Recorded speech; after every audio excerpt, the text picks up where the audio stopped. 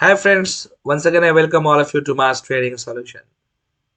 Today I'll teach you दो date के बीच का डिफरेंस एज ए ईयर्स कैसे निकालें।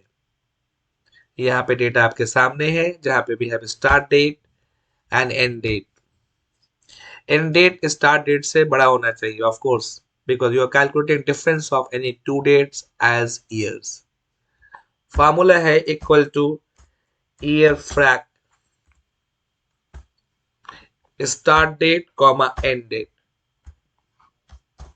Close the bracket, press enter. Decimal को रिड्यूस कैसे करना है आपको मालूम है। होम टैब में जाके इसको आप सपोज ऐसे 2 decimal, double click, fill handle to copy formula for remain cells. आप देख लीजिए ये दो डेट के बीच का डिफरेंस है 47.06 ईयर्स। ये पूरा होल ईयर्स के फॉर्म में देता है आपको